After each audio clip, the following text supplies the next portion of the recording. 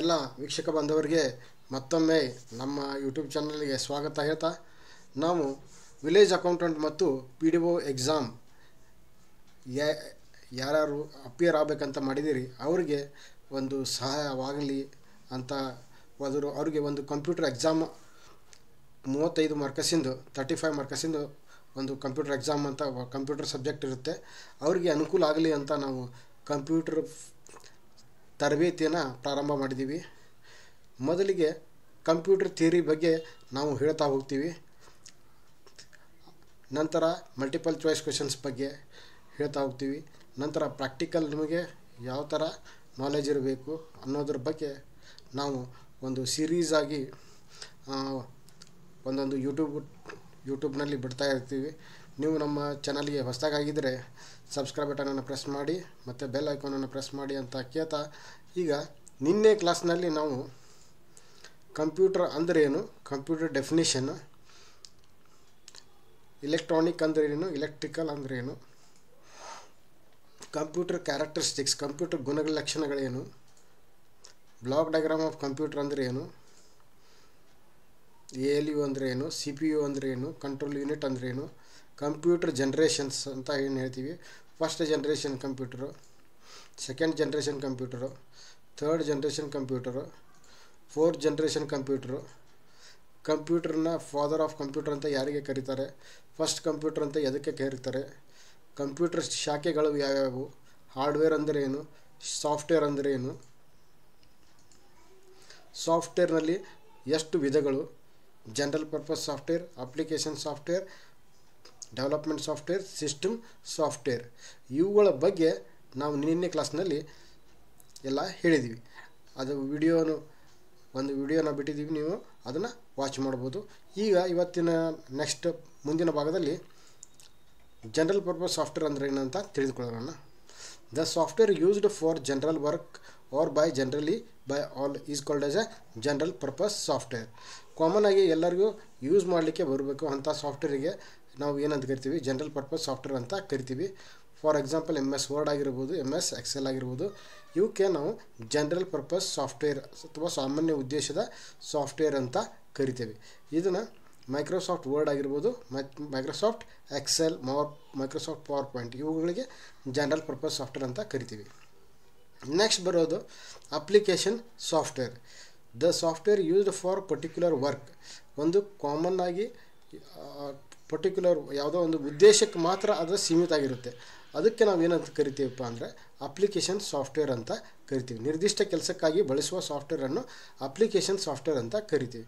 ಈಗ banking software ಆಗಿರ್ಬೋದು, train ticket reservation software ಆಗಿರ್ಬೋದು, ಬಸ್ ಟಿಕೆಟ್ ರಿಸರ್ವೇಷನ್ ಸಾಫ್ಟ್ವೇರ್ ಆಗಿರ್ಬೋದು, ಹೋಟೆಲ್ ಮ್ಯಾನೇಜ್ಮೆಂಟ್ ಸಾಫ್ಟ್ವೇರ್ ಆಗಿರ್ಬೋದು, ಲೈಬ್ರರಿ ಮ್ಯಾನೇಜ್ಮೆಂಟ್ ಸಾಫ್ಟ್ವೇರ್ ಆಗಿರ್ಬೋದು, ಇವಕ್ಕೆ ನಾವು ಅಪ್ಲಿಕೇಶನ್ ಸಾಫ್ಟ್ವೇರ್ ಅಂತ ಕರಿತೀವಿ.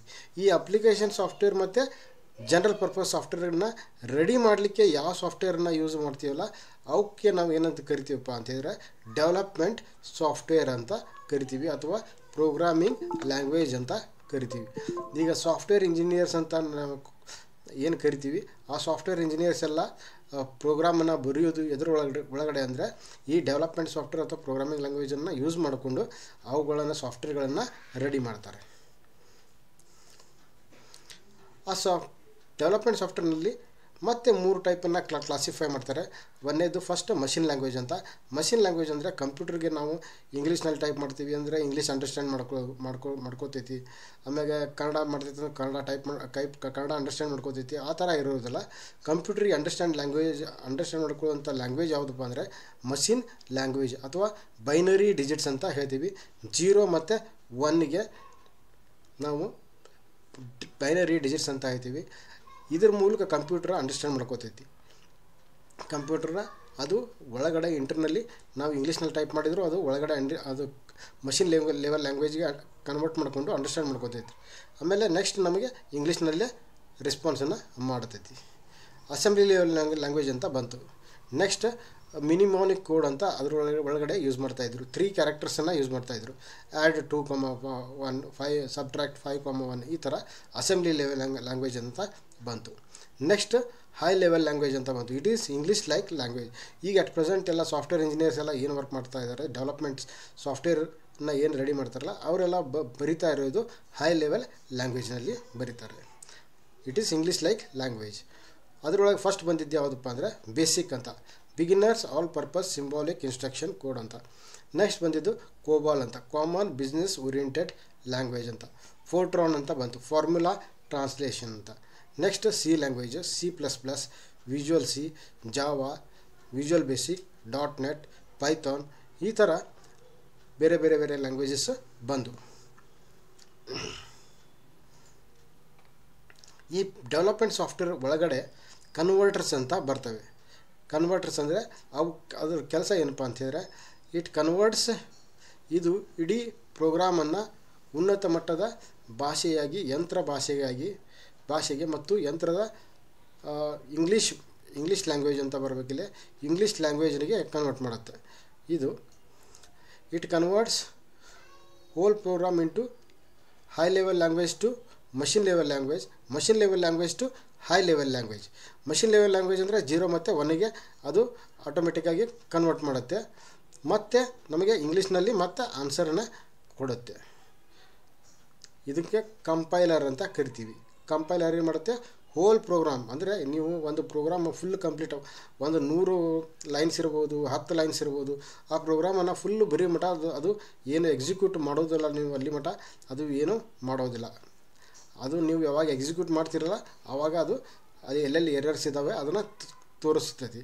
ತೋರಿಸಿದ ಮೇಲೆ ನೀವು ಅದನ್ನು ಕರೆಕ್ಟ್ ಮಾಡಿದ ಮೇಲೆ ನೆಕ್ಸ್ಟ್ ಏನು ಮಾಡ್ತೈತಿ, ಅದು ಪ್ರೋಗ್ರಾಮನ್ನು ಕನ್ವರ್ಟ್ ಮಾಡುತ್ತೆ. ಇಲ್ಲಪ್ಪ ಅಂದರೆ ಅದು ಕನ್ವರ್ಟ್ ಮಾಡೋದಿಲ್ಲ. ಫಾರ್ ಎಕ್ಸಾಂಪಲ್ ಸಿ ಲ್ಯಾಂಗ್ವೇಜ್ನಲ್ಲಿ ಇರುವಂಥದ್ದು ಕನ್ವರ್ಟರ್ ಯಾವುದಪ್ಪ ಅಂದರೆ ಕಂಪೈಲರ್. ಇನ್ನೊಂದು ಇಂಟರ್ಪ್ರಿಟರ್ ಅಂತ ಬರುತ್ತೆ. It converts line by line into high level language to machine level language and machine level language to high level language. For example BASIC language. Interpreter ಏನು ಮಾಡುತ್ತೆ, ಇದು same ಕೆಲಸನ ಮಾಡುತ್ತೆ. ಕಂಪೈಲರ್ ಏನು ಮಾಡುತ್ತೆ ಅದನ್ನೇ ಸೇಮ್ ಕೆಲಸ ಮಾಡುತ್ತೆ. ಆದರೆ ಒಂದು ಲೈನ್ ಕರೆಕ್ಟ್, ಒಂದು ಲೈನ್ ಪ್ರೋಗ್ರಾಮ್ ಬರೆದಿರಲ್ಲ ನೀವು, ಅದು ಲೈನ್ ಕರೆಕ್ಟ್ ಇದ್ದರೆ ಮಾತ್ರ ಅದಕ್ಕೆ ಕನ್ವರ್ಟ್ ಮಾಡುತ್ತೆ, ಇಲ್ಲಾಂದರೆ ಎರರ್ ಇದ್ದರೆ ಕನ್ವರ್ಟ್ ಮಾಡೋದಿಲ್ಲ. ಅದನ್ನು ಕರೆಕ್ಟ್ ಮಾಡಬೇಕು ನೀವು ಫಸ್ಟಿಗೆ. ಅದನ್ನು ಕರೆಕ್ಟ್ ಮಾಡಿದ ಮೇಲೆ ನೆಕ್ಸ್ಟ್ ಸ್ಟೆಪ್ಪಿಗೆ ಮೂವ್ ಆಗುತ್ತೆ. ಆದರೆ ಕಂಪೈಲರ್ನಲ್ಲಿ ಹೋಲ್ ಪ್ರೋಗ್ರಾಮ್ ಬರೀ ಮಟ್ಟ ಅದು ತಪ್ಪೇ ಇರಲಿ ಕರೆಕ್ಟೇ ಇರಲಿ, ಅದು ಆ್ಯಸ್ ಇಟ್ ಈಸ್ ನಿಮಗೆ ಪ್ರೋಗ್ರಾಮ್ ಎಕ್ಸಿಕ್ಯೂಟ್ ಮಾಡೋ ಮಟ್ಟ ಅದು ಏನು ಮಾಡೋದಿಲ್ಲ. ಇದು ಇಂಟರ್ಪ್ರಿಟರ್ ಒಂದೊಂದು ಲೈನ್ ಟೈಪ್ ಮಾಡಿದರೆ ಸಾಕು, ಆಗಿಂದಾಗೆ ನಿಮಗೆ ಕನ್ವರ್ಟ್ ಮಾಡಿ ಹೇಳಿಬಿಡುತ್ತೆ. It converts line by line. Next ಬರೋದು system software. The software which maintains overall performance of the computer is called a system software. In other words, it is called as a mediator between human being and a computer. ಕಂಪ್ಯೂಟರ್ನಲ್ಲಿ hardware parts ಎಲ್ಲ ಇರ್ತವೆ, ಹೌದಾ? ನಿಮ್ಮ CPU ಒಳಗಡೆ ಯಾವ parts ಇರ್ತವೆ, mother board ಇರುತ್ತೆ, hard disk ಇರುತ್ತೆ, ರ್ಯಾಮ್ ಇರುತ್ತೆ, SMP ಇರುತ್ತೆ, ಮದರ್ ಬೋರ್ಡ್ ಇರುತ್ತೆ, ಪ್ರೊಸೆಸರ್ ಇರುತ್ತೆ, ಫ್ಯಾನ್ ಇರುತ್ತೆ, ಹೌದಾ? ಇವೆಲ್ಲ ಅದಾವಪ್ಪ ಅಂತ ಹೇಳಿದ್ರೆ ನಿಮಗೆ ಕಂಪ್ಯೂಟರ್ ಒಳಗೆ ಸ್ಟಾರ್ಟ್ ಆಗಬೇಕಪ್ಪ ಅಂದರೆ ಮೇನ್ ಇಂಪಾರ್ಟೆಂಟ್ ಏನಿರಬೇಕಂದ್ರೆ ಕಂಪ್ಯೂಟರ್ ಒಳಗಡೆ ಸಿಸ್ಟಮ್ ಸಾಫ್ಟ್ವೇರ್ ಅನ್ನುವಂಥ ಒಂದು ಸಾಫ್ಟ್ವೇರ್ ಇರಲೇಬೇಕು. ಇದ್ದರೆ ಮಾತ್ರ ನಮಗೆ ಕಂಪ್ಯೂಟರ್ ಜೊತೆ ಕಮ್ಯುನಿಕೇಟ್ ಮಾಡಲಿಕ್ಕೆ ಬರುತ್ತೆ. ಎದಕ್ಕೆ ನಾವು ಸಿಸ್ಟಮ್ ಸಾಫ್ಟ್ವೇರ್ ಇಂಪಾರ್ಟೆಂಟ್ ಅಂದರೆ, ನಮಗೆ ಗೊತ್ತಿರೋದು ಇಂಗ್ಲೀಷ್ ಲ್ಯಾಂಗ್ವೇಜ್, ಕಂಪ್ಯೂಟರ್ ಗೊತ್ತಿರೋದು ಮಷಿನ್ ಲೆವೆಲ್ ಲ್ಯಾಂಗ್ವೇಜ್. ನಮ್ಮ ಮತ್ತು ಅದರ ನಡುವೆ ಗ್ಯಾಪ್ ಇದೆ, ಹೌದಾ? ನನಗೆ ಕನ್ನಡ ಬರುತ್ತೆ ಈಗ, ಹೌದಾ? ನಿಮಗೆ ಇಂಗ್ಲೀಷ್ ಬರುತ್ತೆ, ನಾ ಮಾತಾಡಿದ್ದು ನಿಮಗೆ ಗೊತ್ತಾಗೋದಿಲ್ಲ, ನೀವು ಮಾತಾಡಿದ್ದು ನಮಗೆ ಗೊತ್ತಾಗೋದಿಲ್ಲ. ಅದಕ್ಕೆ ಯಾರಾದರೂ ಒಬ್ಬರು ನಡುವೆ ಮೀಡಿಯೇಟರ್ ಬೇಕು. ಅವ್ರು ಏನು ಮಾಡ್ತಾರೆ, ನಾ ಮಾತಾಡಿದ್ದನ್ನು ಕನ್ವರ್ಟ್ ಮಾಡಿ ನಿಮಗೆ ಹೇಳ್ತಾರೆ, ನಿಮಗೆ ಮತ್ತೆ ನೀವು ಮಾತಾಡಿದ್ದನ್ನು ಕನ್ವರ್ಟ್ ಮಾಡಿ ನನಗೆ ಹೇಳ್ತಾರೆ. ಆವಾಗ ಮೀಡಿಯೇಟರ್ ಇಲ್ಲಪ್ಪ ಅಂದರೆ ಕೆಲಸ ಏನು ನಡೆಯೋದಿಲ್ಲ. ಹಾಗಾಗಿ ಕಂಪ್ಯೂಟರ್ ಸಿಸ್ಟಮ್ ಸಾಫ್ಟ್ವೇರ್ ಅಂದರೆ it is a mediator between human being ಮತ್ತು ಕಂಪ್ಯೂಟರ್. ಅದರೊಳಗಡೆ ಬಂದಿದ್ದು ಫಸ್ಟ್ ಯಾವುದು ಬಂತಪ್ಪ ಅಂದರೆ ಡಿಸ್ಕ್ ಆಪ್ರೇಟಿಂಗ್ ಸಿಸ್ಟಮ್ ಅಂತ, ಡಾಸ್ ಅಂತ. ವಿಂಡೋಸ್ ಆಮೇಲೆ ನಂತರ ಏನು ಬಂತು, ವಿಂಡೋಸ್ 98 ಅಂತೇಳಿ, ವಿಂಡೋಸ್ 2000 ಅಂತ, ವಿಂಡೋಸ್ XP ಅಂತ, ವಿಂಡೋಸ್ ವಿಸ್ಟಾ ಅಂತ, ವಿಂಡೋಸ್ 7 ಅಂತ, ವಿಂಡೋಸ್ 8 ಅಂತ, ವಿಂಡೋಸ್ 7, ವಿಂಡೋಸ್ 10, ವಿಂಡೋಸ್ 11, ಈ ಥರ ಬೇರೆ ಬೇರೆ ವರ್ಷನ್ಸ್ ಎಲ್ಲ ಬಂದವು. ಇದು ವಿಂಡೋಸ್ 2000 ಅಥವಾ ವಿಂಡೋಸ್ 98 ಅಂದರೆ 98 ಅನ್ನೋದು ವರ್ಷನ್, ಅದು ವಿಂಡೋಸ್ 2000 ಅನ್ನುವಂಥದ್ದು ವರ್ಷನ್. ಇದ್ರ ಒಳಗಡೆ ಏನಪ್ಪ, ವಿಂಡೋಸ್ 98 ಒಳಗಡೆ ಏನಾದರೂ ಪ್ರಾಬ್ಲಮ್ಸ್ ಇದ್ದರೆ, ಏನಾದರೂ ಹೊಸ ಫೀಚರ್ನ ಆ್ಯಡ್ ಮಾಡಬೇಕಂದ್ರೆ ಮಾಡಿ ಅದಕ್ಕೊಂದು ಬೇರೆ ವರ್ಷನ್ನ ಕೊಡ್ತಾರೆ, ವಿಂಡೋಸ್ 2000 ಅಂತ ಕೊಡ್ತಾರೆ. ಅದರೊಳಗೆ ಮತ್ತೆ ಏನಾದರೂ ಪ್ರಾಬ್ಲಮ್ಸ್ ಇದ್ದರೆ ಅದನ್ನು ರೆಕ್ಟಿಫೈ ಮಾಡಿ ಮತ್ತೆ ಅದಕ್ಕೆ ವರ್ಷನ್ ವಿಂಡೋಸ್ 7 ಅಂತ, ಈ ವಿಂಡೋಸ್ 8 ಅಂತ ಕೊಡ್ತಾರೆ. ಮತ್ತು ಹೊಸದು ಯಾವುದಾದ್ರೂ ಫೀಚರ್ಸನ್ನು ಆ್ಯಡ್ ಮಾಡೋದಿದ್ರೆ ಮಾಡ್ತಾರೆ. ಸಿಸ್ಟಮ್ ಸಾಫ್ಟ್ವೇರ್ ಅಥವಾ ಆಪ್ರೇಟಿಂಗ್ ಸಿಸ್ಟಮ್ನಲ್ಲಿ 2 ಟೈಪ್ ಬರುತ್ತೆ. ಒಂದು CUI ಅಂತ, ಇನ್ನೊಂದು GUI ಅಂತ. CUI ಅಂದರೆ character user interface. Character user interface ಅಂದರೆ ಇದರೊಳಗಡೆ ಮೋಡ್ ಅಂದರೆ ಕಮಾಂಡ್ ಬೇಸ್ಡ್. ನಾವು ಬ್ಲ್ಯಾಕ್ ಸ್ಕ್ರೀನ್ ಬಂದುಬಿಡುತ್ತೆ, ಅದು ಟೈಪ್ ಮಾಡಬೇಕಾದ್ರೆ ಬ್ಲ್ಯಾಕ್ ಸ್ಕ್ರೀನ್ ಇರುತ್ತೆ. ಅದರೊಳಗೆ ನಾವು ಏನು ಟೈಪ್ ಮಾಡಿ ನಮಗೆ ಇಂಗ್ಲೀಷ್ ಗೊತ್ತಿದ್ದರೆ, ಕಮಾಂಡ್ಸ್ ಗೊತ್ತಿದ್ದರೆ ಮಾತ್ರ ವರ್ಕ್ ಮಾಡಲಿಕ್ಕೆ ಬರುತ್ತೆ. ಇಲ್ಲಪ್ಪ ಅಂದರೆ ನಮಗೆ ಏನೂ ವರ್ಕ್ ಮಾಡಲಿಕ್ಕೆ ಬರೋದಿಲ್ಲ. ಅದರಲ್ಲಿ ಕೀಬೋರ್ಡ್ ಮೇಲೆ ಮಾತ್ರ ವರ್ಕ್ ಮಾಡ್ಬೋದು. ಇವನ್ ಮೌಸನ್ನು ವರ್ಕ್ ಮಾಡೋದು ಕಡಿಮೆ. ಮತ್ತು ಅದಕ್ಕೆ ಟಾಸ್ಕ್ ಅಂದರೆ ಅದರೊಳಗಡೆ ಸಿಂಗಲ್ ಟಾಸ್ಕ್ ಆಪ್ರೇಟಿಂಗ್ ಸಿಸ್ಟಮ್, ಒಂದೇ ಕೆಲಸನ ಮಾಡ್ಬೋದು. ಟಾಸ್ಕ್ ಅಂದರೆ ಕೆಲಸ. System requirement less capacity of the computer capacity ಭಾಳಷ್ಟು ಕಡಿಮೆ ಇದ್ದರೂ, ರ್ಯಾಮ್ ಕೆಪಾಸಿಟಿ ಕಡಿಮೆ ಇದ್ದರೂ ಅದು ಈಸಿಯಾಗಿ ವರ್ಕ್ ಆಗುತ್ತೆ. ಲರ್ನ್ ಅಂದರೆ difficult to learn because it needs, ಇದಕ್ಕೆ ಇಂಗ್ಲೀಷ್ ಕಮಾಂಡ್ಸ್ ಬರಬೇಕಾಗುತ್ತೆ. ಇಂಗ್ಲೀಷ್ ಕಮಾಂಡ್ಸನ್ನು ನೆನಪಿಡಬೇಕಾಗುತ್ತೆ. ಫಾರ್ ಎಕ್ಸಾಂಪಲ್ DOS, ಮೊದಲಿದ್ದು ಡಿಸ್ಕ್ ಆಪ್ರೇಟಿಂಗ್ ಸಿಸ್ಟಮ್ ಇತ್ತು. ಮತ್ತು ಬರ್ತಾ ಏನು ಮಾಡಿದ್ರು, GUI ಅಂತ ಆಪ್ರೇಟಿಂಗ್ ಸಿಸ್ಟಮ್ ಅಂತ ಕಂಡುಹಿಡಿದ್ರು. GUI graphical user interface. ಇದು ಯಾವ ಥರ ಇದೆ ಅಂದರೆ, ಮೋಡ್ ಅಂದರೆ ಐಕಾನ್ ಬೇಸ್ಡ್, ಎಲ್ಲ ಪಿಕ್ಚರ್ ಬೇಸ್ಡ್ ಇರುತ್ತೆ. ಹಾಗಾಗಿ ನಮಗೆ ಲ್ಯಾಂಗ್ವೇಜ್ ಇಂಗ್ಲೀಷ್ ಬರಬೇಕು, ಕನ್ನಡ ಬರಬೇಕು, ಹಿಂದಿ ಬರಬೇಕು ಅನ್ನೋಂಥದ್ದು ಏನೂ ಇಲ್ಲ. ಯಾರಾದರೂ ಒಂದು ನಮಗೆ ಜಸ್ಟ್ ಒಂದು ಗೈಡ್ ಮಾಡಿಬಿಟ್ರೆ ನಾವು ಈಸಿಯಾಗಿ ಅದನ್ನು ಕಂಪ್ಯೂಟರ್ ಆಪ್ರೇಟರ್ನ ಮಾಡಲಿಕ್ಕೆ ಕಲಿಬೋದು. ಅದಕ್ಕಾಗಿ ಭಾಷೆ ಬರಬೇಕು ಅನ್ನುವಂಥದ್ದು ಏನು ಮೊದಲಿನ ಥರ ಏನೂ ಇಲ್ಲ. ಟಾಸ್ಕ್ ಅಂದರೆ ಮಲ್ಟಿ ಟಾಸ್ಕ್ ಆಪ್ರೇಟಿಂಗ್ ಸಿಸ್ಟಮ್. ನಾವು ಈ ಕಡೆ ಟೈಪ್ ಮಾಡ್ತಾ ಇದ್ರೆ ಸಾಂಗ್ ಕೇಳ್ಬೋದು, ಈ ಕಡೆ ಪ್ರಿಂಟ್ ಕೊಡ್ಬೋದು. ಈ ಥರ ಮಲ್ಟಿ ಟಾಸ್ಕ್ ಆಪ್ರೇಟಿಂಗ್ ಸಿಸ್ಟಮ್ ಅಂತ ಹೇಳ್ಬೋದು. ಸಿಸ್ಟಮ್ ರಿಕ್ವೈರ್ಮೆಂಟ್ ಅಂದರೆ higher capacity of the computer. ಸ್ವಲ್ಪ ಕಂಪ್ಯೂಟರ್ ಕೆಪಾಸಿಟಿ ಜಾಸ್ತಿ ಬೇಕಾಗುತ್ತೆ. ಯಾಕಪ್ಪ ಅಂದರೆ ಗ್ರಾಫಿಕಲ್ಲೆಲ್ಲ ಯೂಸ್ ಮಾಡ್ತಿರ್ತಾರೆ, ಅದಕ್ಕಾಗಿ ಸ್ವಲ್ಪ ಕಂಪ್ಯೂಟರ್ ಫಾಸ್ಟಾಗಿ ವರ್ಕ್ ಆಗಬೇಕಾಗುತ್ತೆ. ಲರ್ನ್ ಅಂದರೆ easy to learn. Example Windows 98, Windows XP, ಇವು ಎಕ್ಸಾಂಪಲ್ಸ್. ಕಂಪ್ಯೂಟರ್ ಇದು ವಿಂಡೋಸ್ ಅಂತ ನಾವು ಈಗೆಲ್ಲ ಹೇಳ್ತಾ ಒಂದು Windows 98 ಆಗಿರ್ಬೋದು, Windows XP ಆಗಿರ್ಬೋದು, ಮೈಕ್ರೋಸಾಫ್ಟ್ ವರ್ಡ್ ಅಂತ ಹೇಳಿದ್ವಿ, ಮೈಕ್ರೋಸಾಫ್ಟ್ ಎಕ್ಸೆಲ್ ಅಂತ ಹೇಳಿದ್ವಿ, ಹೌದಾ? ಇವನ್ನೆಲ್ಲ ಇದನ್ನು ರೆಡಿ ಮಾಡಿದವರು ಯಾರಪ್ಪ ಅಂದರೆ ಮೈಕ್ರೋಸಾಫ್ಟ್ ಕಂಪ್ನಿಯವರು. ಅದರ ಓನರ್ ಯಾರಪ್ಪ ಅಂದರೆ ಬಿಲ್ ಗೇಟ್ಸ್ ಅಂತ ನಾವು ಹೇಳ್ತೀವಿ. ಬಿಲ್ ಗೇಟ್ಸ್ ಇವರು. ನೆಕ್ಸ್ಟ್ ಬೂಟಿಂಗ್ ಅಂದರೆ ಏನು? ನೀವು ಕಂಪ್ಯೂಟರ್ನ ಯಾವ ಥರ ಆನ್ ಮಾಡ್ತೀರಾ? ಮೇನ್ಸ್ ಬಟನ್ ಪವರ್ ಬಟನನ್ನು ಆನ್ ಮಾಡ್ತೀರಾ. ನಿಮ್ಮ ಎಲೆಕ್ಟ್ರಿಕಲ್ ಬಟನ್ನಲ್ಲಿ. ಆಮೇಲೆ ಮಾನಿಟ್ರ್ನಲ್ಲಿ ಅದರ ಪವರ್ ಬಟನನ್ನು ಆನ್ ಮಾಡ್ತೀರಾ. CPU ಪವರ್ ಬಟನ್ ಅಂತ ಇರುತ್ತೆ, ಪವರ್ ಬಟನನ್ನು ಪ್ರೆಸ್ ಮಾಡ್ತೀರಾ. ಮಾಡಿದ ಮೇಲೆ ಕಂಪ್ಯೂಟ್ರು ಸ್ಟಾರ್ಟ್ ಆಗುತ್ತೆ. ಸ್ಟಾರ್ಟ್ ಆದ್ಮೇಲೆ ನೀವು ವರ್ಕ್ ಮಾಡಲಿಕ್ಕೆ ಸ್ಟಾರ್ಟ್ ಮಾಡೋದಿಲ್ಲ, ಅದು ಕಂಪ್ಯೂಟ್ರ್ ಸ್ವಲ್ಪ ಟೈಮನ್ನು ತೆಗೆದುಕೊಳ್ತದೆ.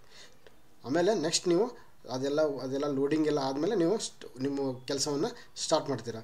ಆ ಒಂದು ಪ್ರೊಸೆಸ್ಸಿಗೆ ಏನಂತ ಕರಿತೀವಿ ನಾವು, ಕಂಪ್ಯೂಟ್ರ್ ಆನ್ ಮಾಡಿದ ತಕ್ಷಣ ಏನು ಮಾಡ್ತಾ ಇದೆ ಅಂದರೆ ಕಂಪ್ಯೂಟ್ರ್ ಬೂಟ್ ಆಗ್ತಾ ಇದೆ ಅಂತ ನಾವು ಹೇಳಬೇಕು. ಕಂಪ್ಯೂಟ್ರ್ ಏನಾಗ್ತಾ ಇದೆ? ಬೂಟ್ ಆಗ್ತಾ ಇದೆ. ಅಂದರೆ ಬೂಟಿಂಗ್ ಅಂದರೆ the process of loading operating system in to the memory. Operating ಸಿಸ್ಟಮನ್ನು ತನ್ನ ಮೆಮರಿ ಒಳಗೆ ಇಟ್ಕೊಳ್ಳಾಕತ್ತೈತಿ.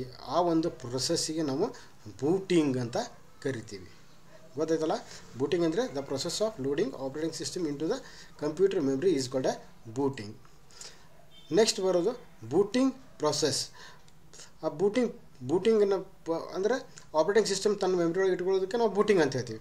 ಆದರೆ ಫಸ್ಟ್ ಯಾವುದು ಬೂಟಿಂಗ್ ಒಳಗಡೆ ಯಾವ ಒಂದು ಫಸ್ಟ್ ಕೆಲಸ ಆಗುತ್ತೆ ಅಂದರೆ ಫಸ್ಟಿಗೆ ಪೋಸ್ಟ್ ಅಂತ ರನ್ ಆಗುತ್ತೆ, ಪವರ್ ಆನ್ ಸೆಲ್ಫ್ ಟೆಸ್ಟ್ ಅಂತ. When we switch on the computer it self cheques all parts connected to it internally or externally are working properly or not. ಒಳಗಡೆ ನಾವು ಯಾವ್ಯಾವ ಪಾರ್ಟ್ಸ್ ಕನೆಕ್ಟೆಡ್ ಇರ್ತವೆ, ಹೊರಗಡೆ ಯಾವ ಪಾರ್ಟ್ಸ್ ಕನೆಕ್ಟೆಡ್ ಇರ್ತವೆ, ಅದನ್ನು ಕಂಪ್ಯೂಟರ್ ಆಟೋಮೆಟಿಕ್ಕಾಗಿ ಚೆಕ್ ಮಾಡ್ಕೊಳ್ಳುತ್ತೆ. ಆ ಒಂದು ಪ್ರೊಸೆಸ್ಸಿಗೆ ನಾವು ಪೋಸ್ಟ್ ಅಂತ ಕರಿತೀವಿ, ಪವರ್ ಆನ್ ಸೆಲ್ಫ್ ಟೆಸ್ಟ್.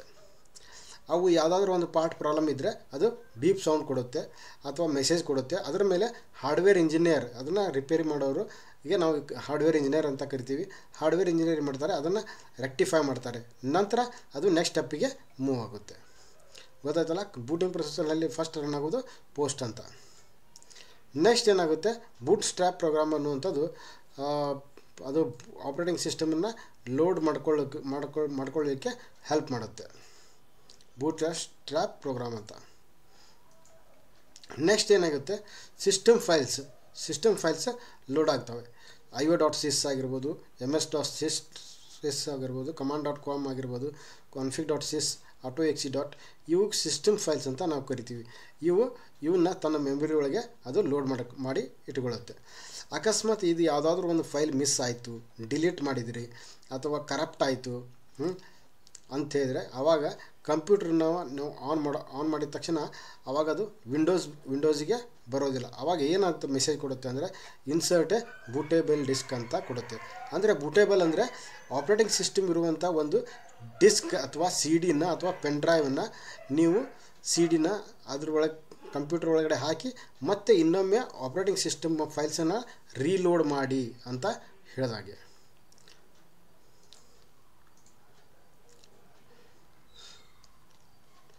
ಇಲ್ಲಿ IO.sys ಅಂತ ಹೇಳಿದ್ವಿ ನಾವು, ಹೌದಾ. IO ಅನ್ನುವಂಥದ್ದು ಈ ಲೆಫ್ಟ್ ಸೈಡ್ ಇರುವಂಥ ಪಾರ್ಟಿಗೆ ನಾವು ಏನಂತ ಕರಿತೀವಿ, ಫೈಲ್ ನೇಮ್ ಅಂತ ಕರಿತೀವಿ. ಡಾಟದ ಲೆಫ್ಟ್ ಸೈಡ್ ಇರುವಂಥ ಪಾರ್ಟಿಗೆ ಫೈಲ್ ನೇಮ್ ಅಂತ ಕರಿತೀವಿ. ಡಾಟದ ರೈಟ್ ಸೈಡ್ ಇರುವಂಥ ಪಾರ್ಟಿಗೆ ನಾವು ಏನಂತ ಕರಿತೀವಪ್ಪ ಅಂದರೆ ಎಕ್ಸ್ಟೆನ್ಷನ್ ಪಾರ್ಟ್ ಅಂತ ಕರಿತೀವಿ. ಎಕ್ಸ್ಟೆನ್ಷನ್ ಪಾರ್ಟ್, ಈ ಎಕ್ಸ್ಟೆನ್ಷನ್ ಪಾರ್ಟ್ ಮೇಲೆ ಇಲ್ಲಿ punith.txt ಅಂತ ಇದೆ. .txt ಅನ್ನುವಂಥದ್ದು ಎಕ್ಸ್ಟೆನ್ಷನ್, ಪುನೀತ್ ಅನ್ನುವಂಥದ್ದು ಫೈಲ್ ನೇಮ್. ಈ ಎಕ್ಸ್ಟೆನ್ಷನ್ ಮೇಲೇನ ಕಂಪ್ಯೂಟರ್ ಇದು ಒಂದು ಪರ್ಟಿಕ್ಯುಲರ್ ಫೈಲನ್ನು ಯಾವ ಒಂದು ಸಾಫ್ಟ್ವೇರ್ನಲ್ಲಿ ಮಾಡಿದ್ದಾರೆ, ಯಾವ ಒಂದು ಅಪ್ಲಿಕೇಶನ್ನಲ್ಲಿ ಮಾಡಿದ್ದಾರೆ ಅನ್ನುವಂಥದ್ದನ್ನು ನಾವು ಡಿಸೈಡ್ ಮಾಡ್ತೀವಿ. ಈಗ ಫಾರ್ ಎಕ್ಸಾಂಪಲ್ .txt ಅಂತ ಇತ್ತಪ್ಪ ಅಂತ ಹೇಳಿದ್ರೆ ಆಗಲೇ ನಿಮಗೆ ತೋರಿಸಿದೆ punith.txt ಅಂತ. ಅದೇ ಥರ .txt ಫೈಲ್ ಇದ್ದರೆ ಅದು ನೋಟ್ಪ್ಯಾಡ್ ಅನ್ನುವಂಥದ್ದು ಒಂದು ಅಪ್ಲಿಕೇಶನಲ್ಲಿ ಮಾಡಿರುವಂಥ ಫೈಲ್ ಅಂತ ತಿಳ್ಕೊಳ್ಬೇಕು. .bmp ಅಂತಿದ್ರೆ MS Paint ಫೈಲ್ನಲ್ಲಿ ಮಾಡಿದ್ದಾರೆ ಅಂತ ತಿಳ್ಕೊಬೇಕು. .doc ಅಂತ ಇದ್ದರೆ MS Word XP ಅಥವಾ 2003 ಫೈಲ್ನಲ್ಲಿ ಮಾಡಿರೋ ಫೈಲ್ ಅಂತ ತಿಳ್ಕೊಬೇಕು. .docx ಅಂದರೆ MS Word 2007 ನಲ್ಲಿ ಮಾಡಿರೋದು ಅಂತ ತಿಳ್ಕೊಬೇಕು. .xls ಅಂತಿದ್ರೆ MS Excel XP ಅಥವಾ 2003 ನಲ್ಲಿ ಮಾಡಿರುವಂಥ ಫೈಲ್ ಅಂತ ತಿಳ್ಕೊಬೇಕು. .xlsx ಅಂದರೆ ಮೈಕ್ರೋಸಾಫ್ಟ್ ಎಕ್ಸೆಲ್, MS ಅಂದರೆ ಮೈಕ್ರೋಸಾಫ್ಟ್ ಎಕ್ಸೆಲ್ 2007ನಲ್ಲಿ ಮಾಡಿರೋದು ಅಂತ ತಿಳ್ಕೊಬೇಕು. .ppt ಅಂದರೆ MS PowerPoint 2003 ಅಥವಾ XPನಲ್ಲಿ ಮಾಡಿರುವಂಥ ಫೈಲ್ ಅಂತ ತಿಳ್ಕೊಬೇಕು. .pptx ಅಂದರೆ ಮೈಕ್ರೋಸಾಫ್ಟ್ PowerPoint 2007 ಫೈಲ್ನಲ್ಲಿ ಮಾಡಿರೋದು ಅಂತ ತಿಳ್ಕೊಬೇಕು. .pdf ಅಂದರೆ ಅಕ್ರೋಬೇಟ್ ರೀಡರ್ನಲ್ಲಿ ಫೈಲನ್ನು ಓಪನ್ ಮಾಡಬೇಕು ಅಂತ ತಿಳ್ಕೊಬೇಕು. ನಿಮ್ಮ ಕಂಪ್ಯೂಟರ್ನಲ್ಲಿ ಅಕಸ್ಮಾತ್ ಇದು ಅಕ್ರೋಬೇಟ್ ರೀಡರ್ ಇಲ್ಲ ಅಂದರೆ ನೀವು ನೆಟ್ನಲ್ಲಿ ಯಾವುದಾದ್ರೂ ಒಂದು PDF ಫೈಲನ್ನು ಡೌನ್ಲೋಡ್ ಮಾಡಿದಿರಪ್ಪ ಅಂದರೆ ಅದು ಓಪನ್ ಆಗೋದಿಲ್ಲ. ಆವಾಗ ನೀವು ಅಕ್ರೋಬೇಟ್ ರೀಡರ್ ಅನ್ನುವಂಥ ಸಾಫ್ಟ್ವೇರನ್ನು ನೀವು ನಿಮ್ಮ ಕಂಪ್ಯೂಟರ್ನಲ್ಲಿ ಇನ್ಸ್ಟಾಲ್ ಮಾಡಿಕೊಂಡ ಮೇಲೆ ಇದು PDF ಫೈಲನ್ನು ನೀವು ನೋಡ್ಕೋಬೋದು. .zip ಅಂದರೆ ಕಾಂಪ್ರೆಸ್ಡ್ ಫೈಲ್ ಅಥವಾ WinZip ಸಾಫ್ಟ್ವೇರ್ ಅಂತ ಬರುತ್ತೆ. ಭಾಳಷ್ಟು ಫೈಲ್ಸನ್ನು ನಾವು ಕಾಂಪ್ರೆಸ್ ಮಾಡಿ ಅಥವಾ ಡೀಪ್ ಕಾಂಪ್ರೆಸ್ ಮಾಡಲಿಕ್ಕೆ ಈ ಒಂದು WinZip ಸಾಫ್ಟ್ವೇರನ್ನ ಯೂಸ್ ಮಾಡ್ತೀವಿ. ಅದೇ ಥರ WinRAR ಸಾಫ್ಟ್ವೇರ್ ಅಂತ ಬರುತ್ತೆ, ಅದರ ಎಕ್ಸ್ಟೆನ್ಷನ್ .rar ಅಂತ ಇರುತ್ತೆ. .mp3 ಅಥವಾ .mp4 ಅಂದರೆ ಸಾಂಗ್ ಅಥವಾ ವಿಡಿಯೋ ಫೈಲ್ ಅಂತ ಹೇಳ್ತೀವಿ. .html ಅಂದರೆ ಇಂಟರ್ನೆಟ್ ಪೇಜಸ್. .jpg ಅಥವಾ .tiff ಅಂದರೆ ಫೋಟೋ ಫೈಲ್ ಅಂತ ಹೇಳ್ತೀವಿ. .avi .mpg ಅಂದರೆ ವಿಡಿಯೋ ಫೈಲ್.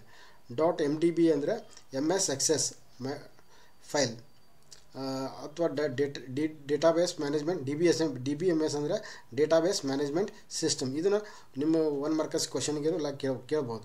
DBMS ಅಂದರೆ ಏನು, ಡೇಟಾಬೇಸ್ ಮ್ಯಾನೇಜ್ಮೆಂಟ್ ಸಿಸ್ಟಮ್ ಅಂತ. RDBMS ಅಂದರೆ ಏನು, ರಿಲೇಷನಲ್ ಡೇಟಾಬೇಸ್ ಮ್ಯಾನೇಜ್ಮೆಂಟ್ ಸಿಸ್ಟಮ್ ಅಂತ. ನಂತರ .pm5 ಅಂದರೆ ಪೇಜ್ ಮೇಕರ್ 5 ವರ್ಷನ್ನಲ್ಲಿ ಮಾಡಿರುವಂಥ ಫೈಲ್. ಇದು DTP ಸಾಫ್ಟ್ವೇರ್. ಇವು ನೀವು ಟೆಕ್ಸ್ಟ್ ಬುಕ್ ಎಲ್ಲ ಬರ್ತಾವಲ್ಲ, ಆ ಟೆಕ್ಸ್ಟ್ ಬುಕ್ಕನ್ನು ಮೊದಲು DTP ಮಾಡ್ತಾರೆ, ಕಂಪ್ಯೂಟರ್ನಲ್ಲಿ ಡಿಸೈನ್ ಮಾಡ್ತಾರೆ. ಡಿಸೈನ್ ಮಾಡಿದ್ದು ಹೆಚ್ಚಾಗಿ ಈ ಪೇಜ್ ಮೇಕರ್ ಅನ್ನುವಂಥ ಸಾಫ್ಟ್ವೇರ್ನಲ್ಲಿ ಅದನ್ನು ಡಿಸೈನ್ ಮಾಡ್ತಾರೆ.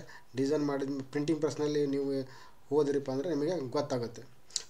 .pm5 ಅಂದರೆ ಪೇಜ್ ಮೇಕರ್ 5 ಫೈಲ್.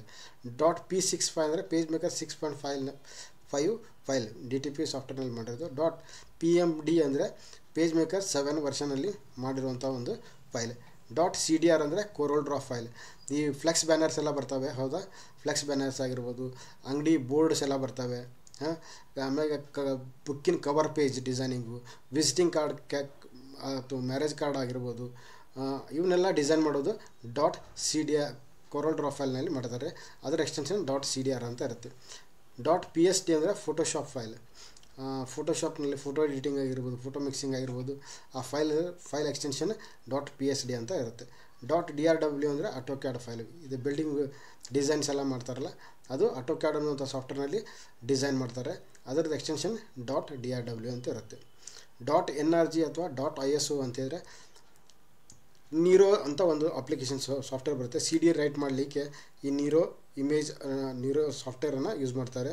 ಅದರ ಒಳಗಡೆ ಈಗ ಆಗಲೇ ನಾವು ಹೇಳಿದ್ವಿ, ವಿಂಡೋಸ್ 98 ಇನ್ಸ್ಟಾಲೇಷನ್ ಮಾಡಬೇಕು. ನೀವು ನಿಮ್ಮ ಕಂಪ್ಯೂಟರ್ನಲ್ಲಿ ವಿಂಡೋಸ್ 7 ಆಪ್ರೇಟಿಂಗ್ ಸಿಸ್ಟಮ್ ಹಾಕ್ಕೋಬೇಕು, ವಿಂಡೋಸ್ 10 ಆಪ್ರೇಟಿಂಗ್ ಸಿಸ್ಟಮ್ ಹಾಕ್ಕೋಬೇಕು, ವಿಂಡೋಸ್ 11 ಆಪ್ರೇಟಿಂಗ್ ಸಿಸ್ಟಮನ್ನು ಇನ್ಸ್ಟಾಲ್ ಮಾಡ್ಕೋಬೇಕಂತಿದ್ರೆ ಅದಕ್ಕೆ ಫಸ್ಟಿಗೆ ನಾವು ನೆಟ್ನಲ್ಲಿ ISO ಫೈಲ್ ಅಂತ ಬರುತ್ತೆ. ಆ ISO ಫೈಲ್ ವಿಂಡೋಸ್ 98 ಇದ್ದರೆ ವಿಂಡೋಸ್ 98 ISO ಫೈಲ್ ಬರುತ್ತೆ. ಅದನ್ನು ನಾವು ಪೆನ್ಡ್ರೈವ್ನಲ್ಲಿ ಬೂಟೇಬಲ್ ಮಾಡ್ಕೋಬೇಕು. ಫಸ್ಟಿಗೆ ಬೂಟೇಬಲ್ ಮಾಡ್ಕೊಂಡ ಮೇಲೆ ಅದನ್ನು ನಾವು ಕಂಪ್ಯೂಟರ್ಗೆ ಇನ್ಸ್ಟಾಲ್ ಮಾಡ್ಕೋಬೋದು. ವಿಂಡೋಸ್ 11 ಇನ್ಸ್ಟಾಲ್ ಮಾಡಬೇಕಂದ್ರೆ ವಿಂಡೋಸ್ 11 ISO ಫೈಲನ್ನು ನಾವು ಪೆನ್ಡ್ರೈವ್ನಲ್ಲಿ ಇನ್ಸ್ಟಾಲ್ ಮಾಡ್ಕೋಬೇಕು, ಬೂಟೇಬಲ್ ಮಾಡ್ಕೋಬೇಕು. ನಂತರ ಅದನ್ನು ಇನ್ಸ್ಟಾಲ್ ಮಾಡ್ಬೋದು. ನಂತರ ವೈಲ್ಡ್ ಕ್ಯಾರೆಕ್ಟರ್ಸ್ ಅಂತ ಬರ್ತವೆ. ಸ್ಟಾರ್ ಅಂದರೆ ಮಲ್ಟಿಪಲ್ ಕ್ಯಾರೆಕ್ಟರ್ಸ್, ಕ್ವಶನ್ ಮಾರ್ಕ್ ಅಂದರೆ ಸಿಂಗಲ್ ಕ್ಯಾರೆಕ್ಟರ್. ಇದು ಫೈಲನ್ನು ಸರ್ಚ್ ಮಾಡಬೇಕಾದ್ರೆ ನಿಮಗೆ ಹೆಚ್ಚಾಗಿ ಯೂಸ್ ಆಗುತ್ತೆ. ಈಗ .txt ಅಂದರೆ ಸ್ಟಾರ್ ಅಂದರೆ ಇಲ್ಲಿ ಮುಂದೆ ಫೈಲ್ ಹೆಸರು ಬೇಕಾದೇ ಇರಲಿ. ಅಂದರೆ ನಂತರ .txt ಅಂದರೆ ಟೆಕ್ಸ್ಟ್ ಫೈಲನ್ನು ಮಾತ್ರ ಲಿಸ್ಟ್ ಮಾಡಿ ತೋರಿಸು ಅಂತ ಹೇಳ್ದಂಗೆ. .pdf ಅಂದರೆ PDF ಫೈಲ್ ಹೆಸರು ಬೇಕಾದೇ ಇರಲಿ, ಅದರ ಎಕ್ಸ್ಟೆನ್ಷನ್ ಪಾರ್ಟ್ PDF ಇರಬೇಕು ಅನ್ನುವಂಥ ಫೈಲನ್ನು ಲಿಸ್ಟ್ ಮಾಡಿ ತೋರಿಸು ಅಂತ ಹೇಳ್ದಂಗೆ. .docx ಅಂದರೆ ಬರೀ ಡಾಕ್ಯುಮೆಂಟ್ ಫೈಲನ್ನು ಲಿಸ್ಟ್ ಮಾಡಿ ತೋರಿಸು ಅಂತ ಹೇಳ್ದಂಗೆ. .pptx ಅಂದರೆ ಪವರ್ ಪಾಯಿಂಟ್ ಪ್ರೆಸೆಂಟೇಷನ್ ಫೈಲನ್ನು ಲಿಸ್ಟ್ ಮಾಡಿ ತೋರಿಸು ಅಂತ ಹೇಳ್ದಂಗೆ. ಈ ಥರ ನಾವು ವೈಲ್ಡ್ ಕ್ಯಾರೆಕ್ಟರ್ಸನ್ನು ಯೂಸ್ ಮಾಡ್ಕೋಬೋದು. ಇದು ಕ್ವಶನ್ ಮಾರ್ಕ್ ಅಂದರೆ single character. .t question mark ಆಮೇಲೆ ಟಿ ಅಂತ ಹೇಳಿದರೆ ನಡುವಿನ ಲೆಟರ್ ಬೇಕಾದೇ ಇರಲಿ, ಅದರ ಫಸ್ಟ್ ಸ್ಟಾರ್ಟಿಂಗ್ ಫೈಲ್ ಹೆಸರು ಬೇಕಾದೇ ಇರಲಿ, ಆಮೇಲೆ ನಂತರ ಎಕ್ಸ್ಟೆನ್ಷನ್ ಪಾರ್ಟ್ನಲ್ಲಿ ಫಸ್ಟ್ ಲೆಟರ್ T ಇರಬೇಕು, ನಂತರ ನಡುವಿನ ಲೆಟರ್ ಬೇಕಾದೇ ಇರಲಿ, ಆಮೇಲೆ ಲಾಸ್ಟಿಗೆ T ಇರಬೇಕು ಅನ್ನೋಂಥ ಲೆಟ್ರನ್ನು ಅಂಥ ಫೈಲ್ಸನ್ನು ಲಿಸ್ಟ್ ಮಾಡಿ ತೋರಿಸು ಅಂತ ಹೇಳಿದಾಗ. ನೆಕ್ಸ್ಟ್ ಕ್ಲಾಸ್ನಲ್ಲಿ ಹಾರ್ಡ್ವೇರ್ ಪಾರ್ಟ್ಸ್ ಬಗ್ಗೆ ನಾವು ಕ್ಲಾಸಿಫಿಕೇಷನ್ ಬಗ್ಗೆ ಕಲಿಯೋಣ. ನೆಕ್ಸ್ಟ್ ಇನ್ಪುಟ್ ಡಿವೈಸ್ ಅಂದ್ರೇನು, ಔಟ್ಪುಟ್ ಡಿವೈಸ್ ಅಂದ್ರೇನು, ಸ್ಟೋರೇಜ್ ಡಿವೈಸ್ ಅಂದ್ರೇನು, ಅದ್ರ ಬಗ್ಗೆ ನಾವು ಮತ್ತೆ ಮುಂದಿನ ಕ್ಲಾಸ್ನಲ್ಲಿ ಹೇಳ್ತೀವಿ. ವೀಕ್ಷಣೆ ಮಾಡಿದಂಥ ಎಲ್ಲ ವೀಕ್ಷಕ ಬಾಂಧವರಿಗೆ ಮತ್ತೊಮ್ಮೆ ನಮ್ಮ ಯೂಟ್ಯೂಬ್ ಚಾನಲ್ ವತಿಯಿಂದ ಧನ್ಯವಾದಗಳನ್ನು ಹೇಳ್ತಾ, ನಾವು PDO ಆಗಿರ್ಬೋದು, ವಿಲೇಜ್ ಅಕೌಂಟೆಂಟ್ ಬಗ್ಗೆ ಕ್ಲಾಸನ್ನು ಮಾಡ್ತಾಯಿದ್ದೀವಿ. ಮತ್ತೆ ಇದನ್ನು ನಿಮ್ಮ ಫ್ರೆಂಡ್ಸ್ ನಡುವೆ ಶೇರ್ ಮಾಡಿ. ಇದು ಎಲ್ಲರೂ ಬಡ ವಿದ್ಯಾರ್ಥಿಗಳಿಗೆ ಯಾರಿಗ್ಯಾರು ಎಕ್ಸಾಮ್ ಕೂತ್ಕೋಬೇಕಂತ ಮಾಡಿದ್ದಾರೆ ಅವರಿಗೆ ಹೆಚ್ಚಿನ ಒಂದು ಜ್ಞಾನವನ್ನು ನಾಲೆಜ್ ಸಿಗಲಿ ಅಂತ ನಾವು ಈ ಒಂದು ಕಾರ್ಯಕ್ರಮವನ್ನು ಮಾಡ್ತಾಯಿದ್ದೀವಿ. ಎಲ್ಲರೂ ವೀಕ್ಷಣೆ ಮಾಡಿ ಅಂತ ಕೇಳ್ತಾ ಈ ವಿಡಿಯೋನ ಮುಗಿಸ್ತಾ ಇದ್ದೀವಿ. ಮತ್ತೆ ಸಿಗೋಣ ಮುಂದಿನ ವಿಡಿಯೋದಲ್ಲಿ. ಎಲ್ಲರಿಗೂ ನಾಗರ ಪಂಚಮಿ ಹಬ್ಬದ ಶುಭಾಶಯಗಳನ್ನು ಹೇಳ್ತಾ ಎಲ್ಲರೂ ಆರಾಮಾಗಿರಿ ಅಂತ ಹೇಳ್ತಾ ವಿಡಿಯೋನ ಮುಗಿಸ್ತಾ ಇದ್ದೀವಿ. Thank you one and all.